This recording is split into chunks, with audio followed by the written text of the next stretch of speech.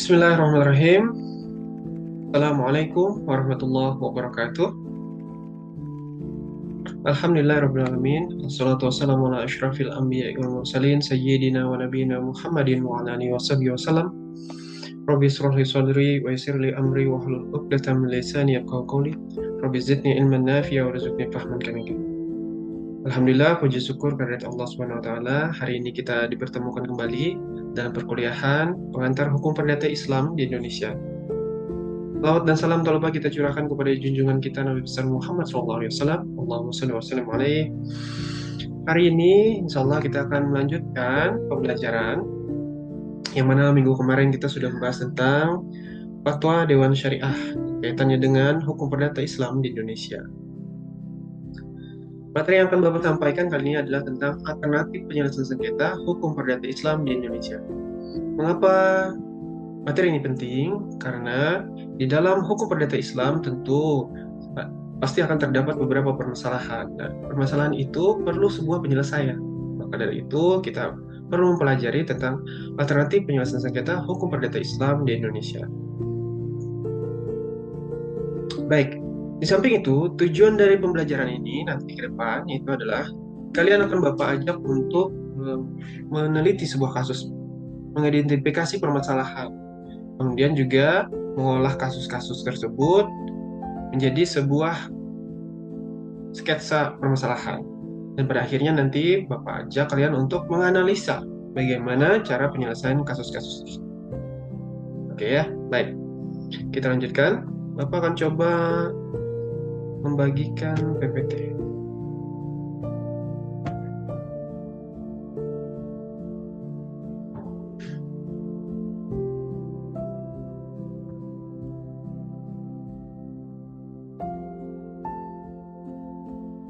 Gimana? Apakah terlihat?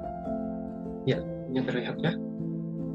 Baik, alternatif penyelesaian sengketa hukum perdata Islam di Indonesia. Indonesia sebagai negara dengan populasi muslim terbesar di Indonesia memiliki sistem hukum perdata Islam yang unik dan kompleks. Dalam menyelesaikan sengketa hukum perdata Islam, masyarakat Indonesia tidak hanya bergantung pada proses litigasi formal, tetapi juga memanfaatkan berbagai alternatif penyelesaian sengketa, dari arbitrase syariah hingga mediasi syariah dan konsep sulhu. Terdapat banyak opsi yang dapat digunakan untuk menyelesaikan sengketa secara efektif dan sesuai dengan prinsip-prinsip hukum Islam.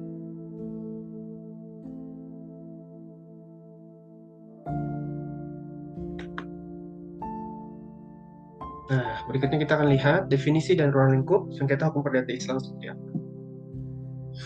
Yang pertama, definisi sengketa hukum perdata Islam. Sengketa hukum perdata Islam ini mencakup segala bentuk perselisihan atau pertikaian yang timbul dari hubungan hukum perdata antara individu atau lembaga yang beragama Islam yang didasarkan pada prinsip-prinsip Islam.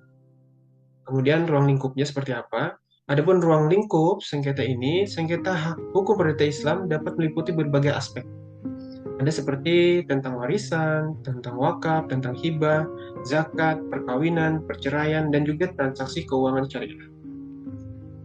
Lalu bagaimana penyelesaian sengketanya? Penyelesaian sengketa hukum perdata Islam dapat dilakukan melalui proses litigasi di pengadilan agama dan atau melalui alternatif penyelesaian sengketa seperti arbitrase syariah, mediasi syariah, dan juga sulhu atau perdamaian.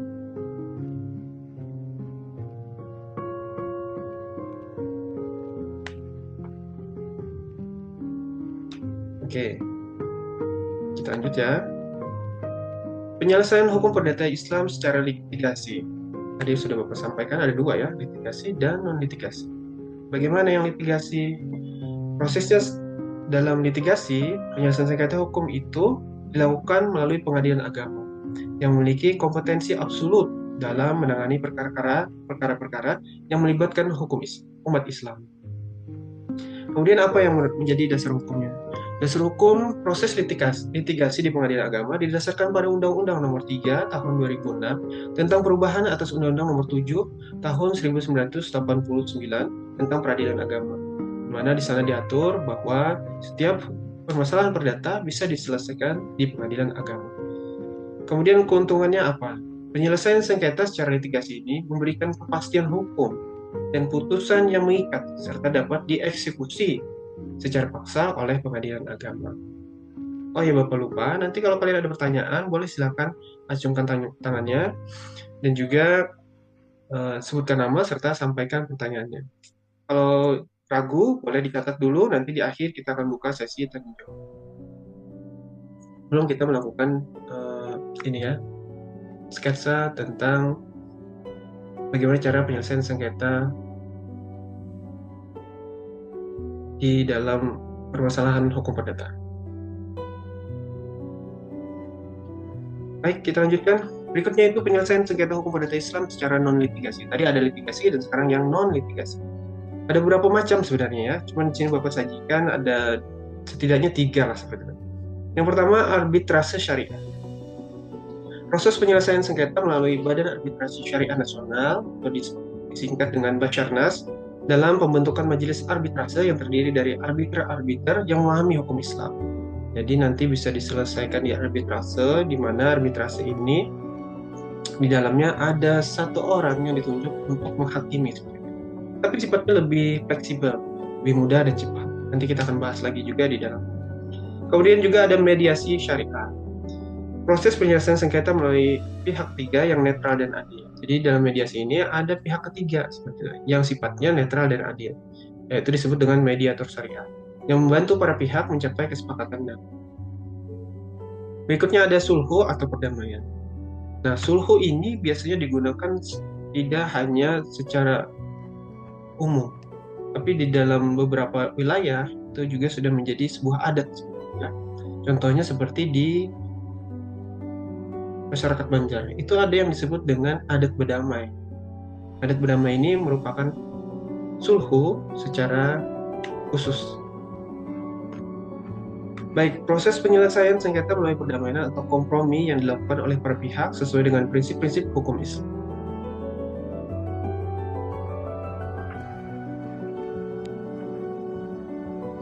Lalu ada adat berdamai masyarakat Banjar tadi yang saya sampaikan ya. Ini Bapak buatkan juga karena di dalam kampus kita sudah mempunyai sebuah visi dan misi. Salah satunya itu mengangkat budaya lokal, berbasis lokal, tapi kita juga memiliki wawasan yang global. Maka itu Bapak cantumkan tentang adat berdamai masyarakat Banjar di dalam materi kita kali ini. Kita lihat definisinya dulu. Adat berdamai adalah tradisi penyelesaian sengketa secara damai yang berlaku dalam masyarakat Banjar, Kalimantan Selatan. Ini merupakan wujud dari nilai-nilai Islam yang dianut oleh masyarakat Banjar. Dan adat berdamai pun juga bisa digunakan di beberapa daerah lainnya, cuman mungkin penamaannya beda. Bahkan adat berdamai ini kalau kita bilang sudah sampai pada level internasional atau memang ada di negara-negara luar, tidak hanya di negara Indonesia. Bapak teringat satu buku itu terbitan Jepang seperti itu ya, di mana juga mengangkat tentang adat berdamai.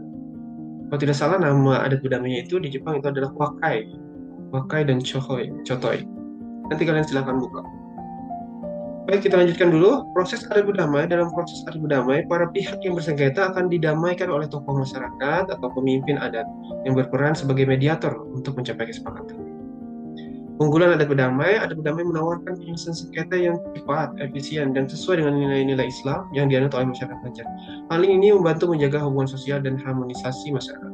Nah, tambahkan lagi ya, kenapa ini menjadi disebut harmonisasi masyarakat? Karena dalam adat berdamai ini, yang dulunya berkelahi, kalau mereka itu muda sama muda, yang berkelahi itu, dia akan didamaikan dan bahkan dijadikan sebagai saudara angkat.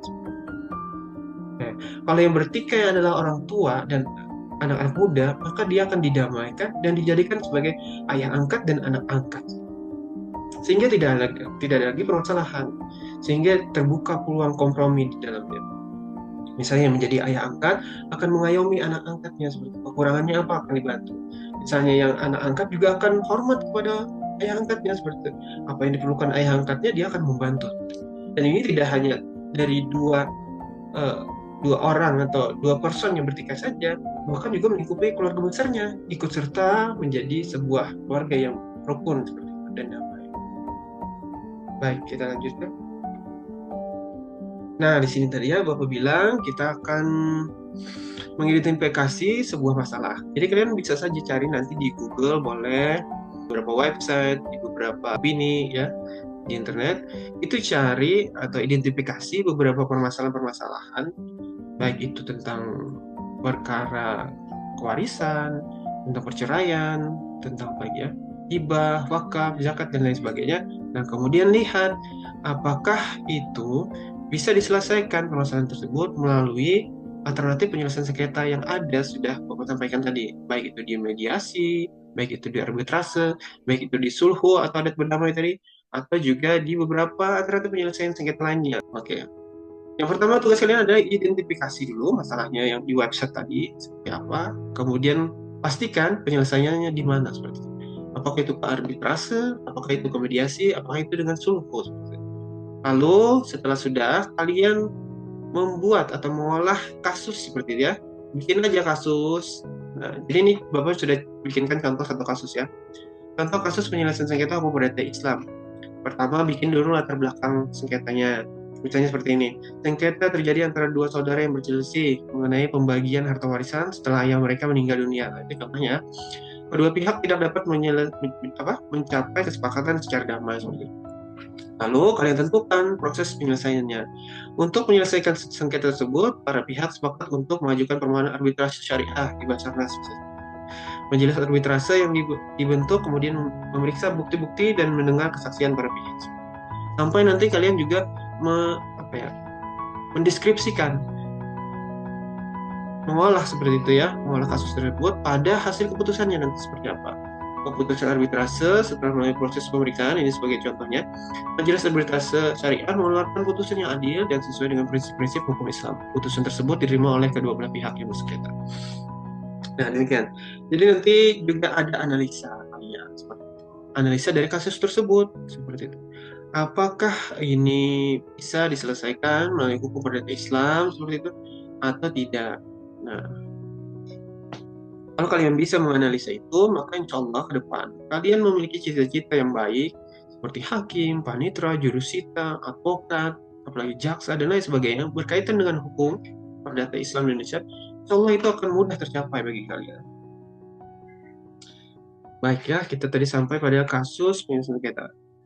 Oke, Bapak teruskan sedikit lagi. Tapi ingat ini ya, silahkan dicatat dulu. Kemudian sebagai contoh ini, kalian cari juga. Pertama, tugas kalian identifikasi masalahnya yang ada di website. Yang kedua, mengolah kasusnya. Boleh dideskripsikan. Atau juga buat kalian juga mau misalnya membuat video juga boleh ya, bagus itu.